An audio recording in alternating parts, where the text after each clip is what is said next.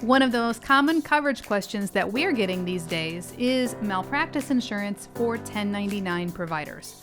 Folks who have decided to transition away from being a W-2 employee and who want to work on their own.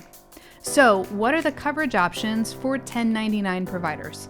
How do you switch your malpractice insurance from employee to contractor? We've got answers for you today. Stay tuned.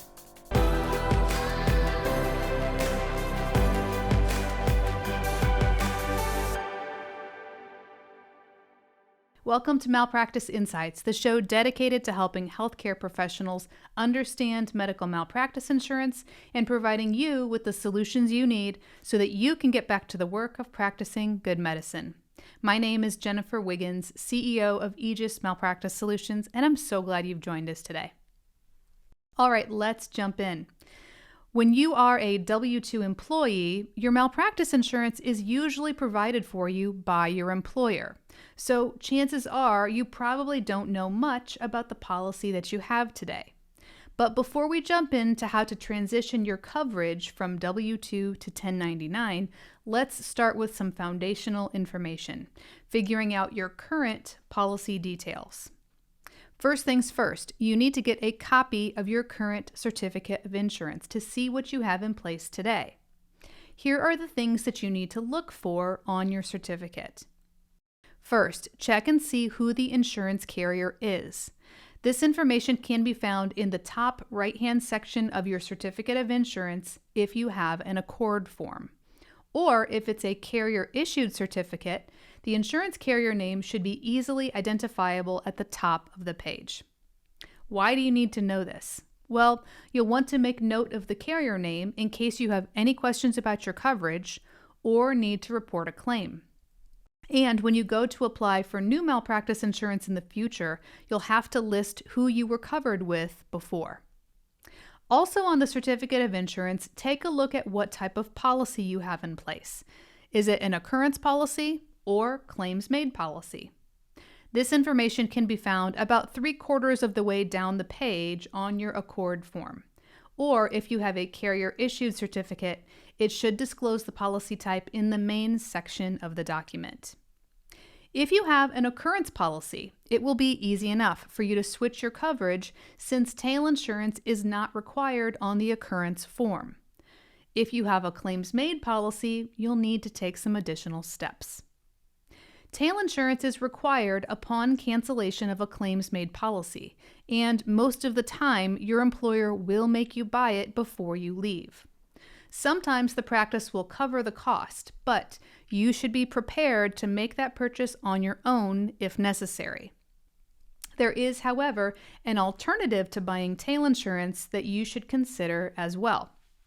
Most malpractice insurance companies allow you to continue your claims-made protection by simply transferring that coverage to a new carrier. When you go to apply for new malpractice insurance, you'll want to ask for claims-made coverage that includes your prior acts.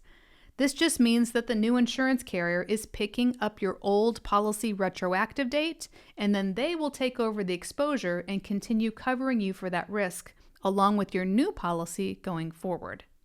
This option simply defers the need for you to buy tail insurance until a later time. If you have a claims-made policy and you're interested in this deferral option, you'll need to make sure that your employer agrees before proceeding with the request. Okay, so now we've got some foundational information under our belts. Let's turn now to setting up your new malpractice insurance as a 1099 provider.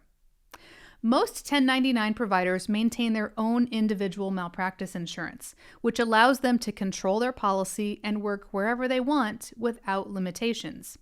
When you're getting quotes for a new policy, here are some key things to consider. First, where do you plan on working?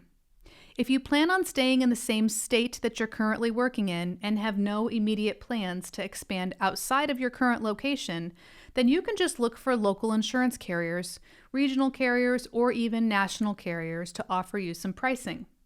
But if you plan on working in multiple states, or you want to have the flexibility to do so in the future, then you need to make sure that the carrier you select for your new policy can grow with you as your practice expands.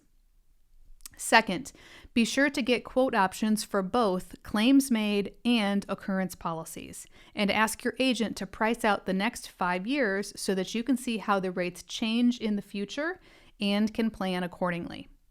Remember that occurrence policies cost a little more on an annual basis, but their rates are stable, meaning there's no stepping up in price, and there is no tail insurance required when you cancel an occurrence policy.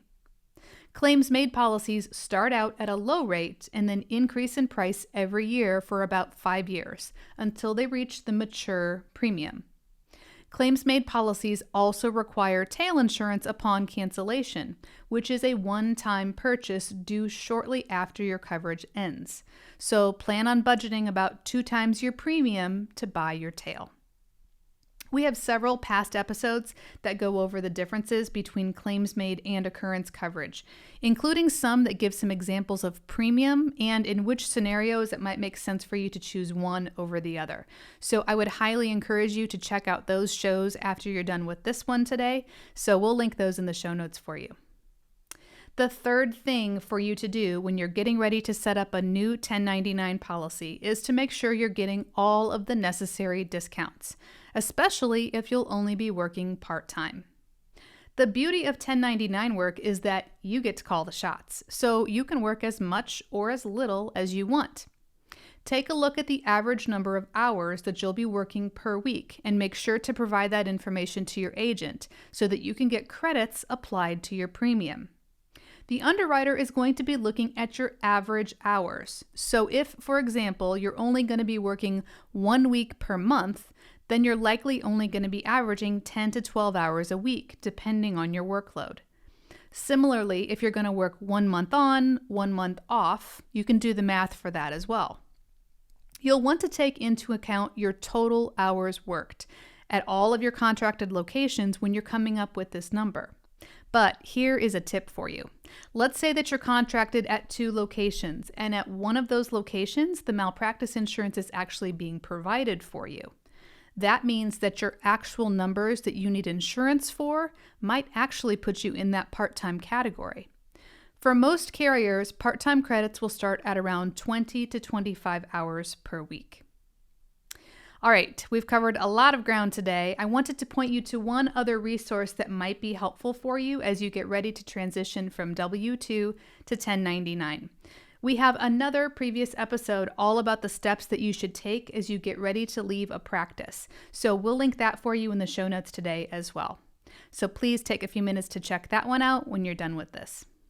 If you have any questions on this topic or you want to make sure that you're covered appropriately, click the link in the description box below where you can connect with us via phone, email, or chat today. And if you're listening, please visit us online at aegismalpractice.com. That's AEGIS malpractice.com. By the way, we have our new link that's now live on our website where you can submit your questions to our mailbag for me to answer on air. We'll drop a link in the show notes for you where you can submit your inquiries, and who knows, your question could be featured on our next show. And of course, if you haven't done so already, please don't forget to give us a like or a follow, and I'd really love to get your feedback if you could please leave a review. Your support really does help us to reach more people, and we're grateful for your clicks and your kind words. This is Jennifer Wiggins. Thanks for joining us.